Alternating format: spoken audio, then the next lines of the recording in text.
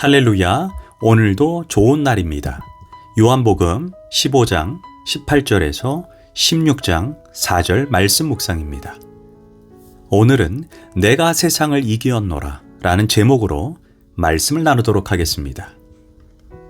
우리는 마음속에 예수 잘 믿으면 복받고 형통하며 세상 사람들로부터 부러움을 받으며 어디를 가나 존경과 사랑을 받는 사람이 될 수 있다는 기대감을 내심 갖게 됩니다. 물론 이런 기대가 전적으로 잘못된 것이라고 말할 수는 없습니다.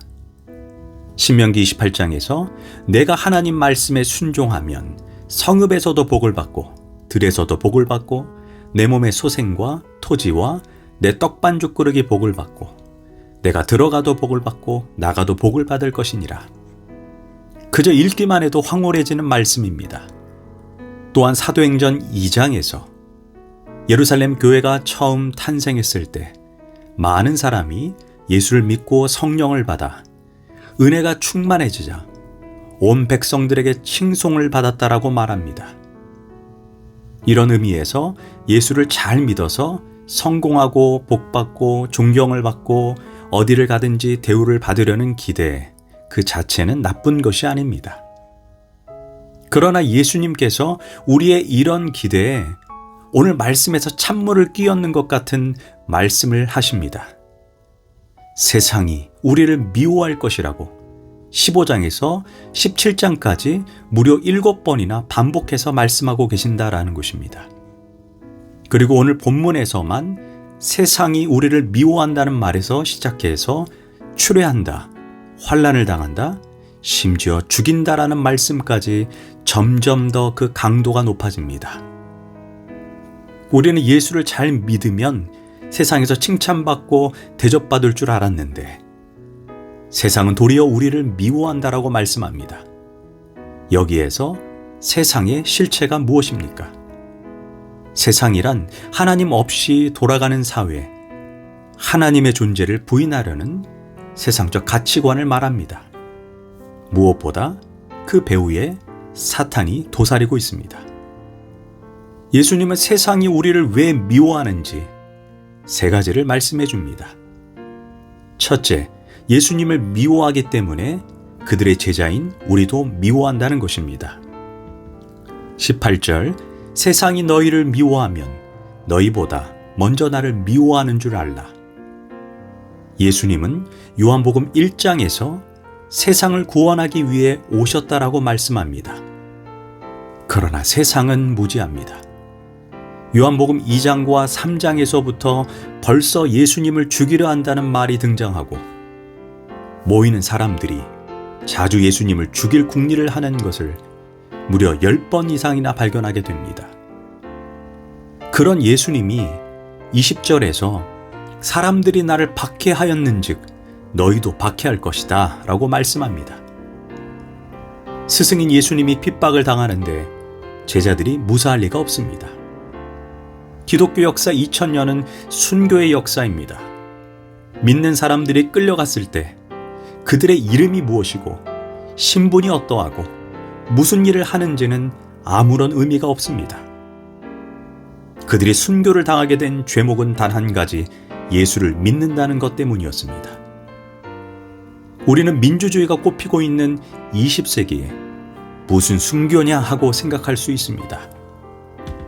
하지만 유럽 안보협력기구 조사에 의하면 2000년 동안 순교가 없는 날은 단 하루도 없었고 심지어 2011년부터는 더욱 순교자들이 많아져서 매년 10만 5천 명의 기독교인들이 중국, 북한, 이슬람 국가에서 순교한다라고 합니다.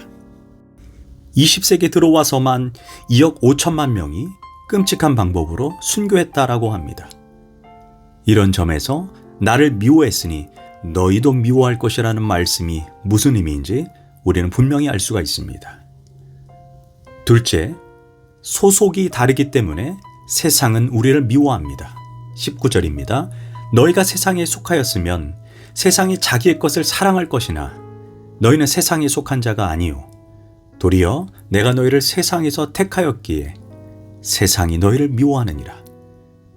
인간은 본능적으로 자기 새끼를 사랑하지만 남의 새끼는 미워합니다. 전에 우리는 세상의 것으로 마귀의 소유였고 마귀의 자녀였습니다. 그러나 예수 믿고 성령을 통해 하나님을 아바 아버지라고 부르고 난 이후에 우리는 하나님의 자녀, 하나님의 것이 되었습니다. 바로 이런 이유로 세상이 우리를 미워합니다. 요한복음은 생명과 죽음, 빛과 어둠, 교회와 세상, 빛의 자녀와 어둠의 자녀, 흑백 논리로 하나님의 자녀와 마귀의 자녀를 설명합니다.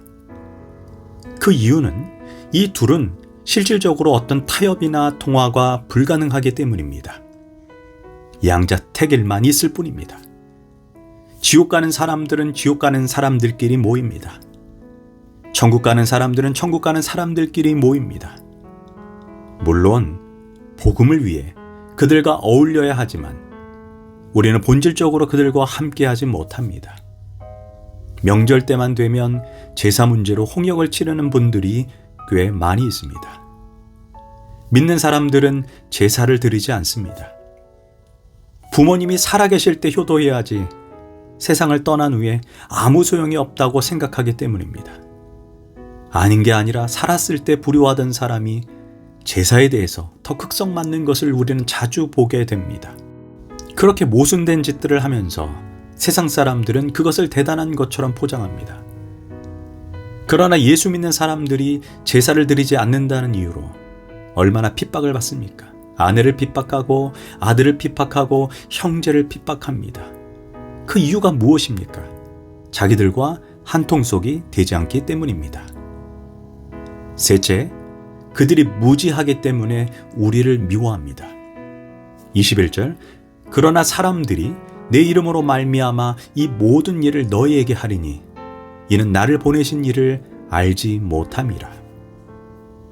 우리가 예수 믿기 전에는 세상 사람들과 말도 잘 통하고 우정도 깊고 함께함이 기쁨이었습니다.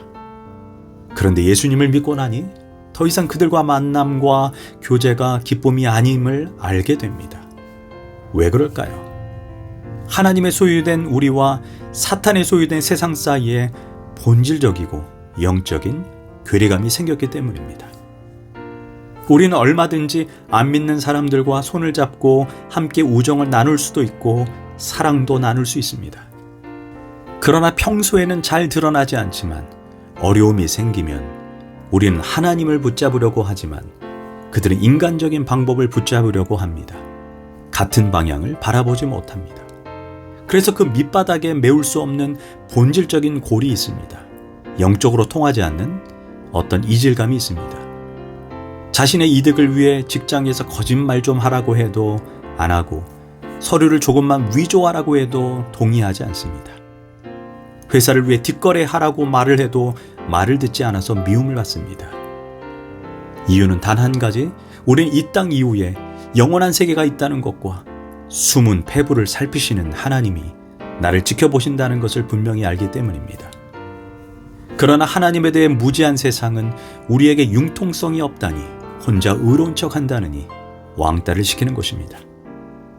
그러나 예수님은 요한복음 16장 33절에서 이렇게 말합니다. 이것을 너에게 이르는 것은 너희로 내 안에 평안을 누리게 하려 함이라. 세상에서는 너희가 환난을 당하나 담대하라, 내가 세상을 이기었노라. 그러나 주님은 우리에게 너희가 지금은 환난과 고난을 당한다 할지라도 마지막 결론은 내가 세상을 이겼기 때문에 너희들도 결국 승리하게 된다는 것입니다. 영화를 보면 주인공들은 항상 어려움과 고통을 당하지만 그들의 얼굴은 항상 평안하고 담대합니다. 이유는 그들이 알고 있는 한 가지 사실은 주인공은 항상 마지막에 승리한다는 것을 알기 때문입니다. 성경은 마지막에 가까워져 올수록 세상이 얼마나 악해지고 하나님의 자녀와 교회를 미워하고 핍박할 것이라는 것을 말해주고 있습니다. 우리는 실제로 이런 현상들을 눈으로 보고 있는 혼미한 시대에 살고 있습니다. 그러나 두려워하지 마십시오. 결국 예수님과 내가 세상을 이기게 되어 있습니다. 그 환난은 잠시 잠깐만 겪는 것이고 그 이후에는 결국 영원한 위로와 평강, 승리가 있다는 것입니다. 그래서 평안하시고 담대하시길 바랍니다. 기도하겠습니다.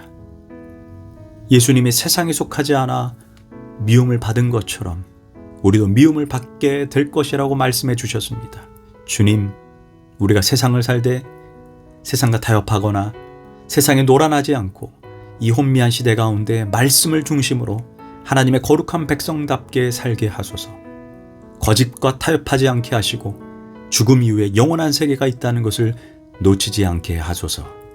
예수님의 이름으로 기도합니다. 아멘.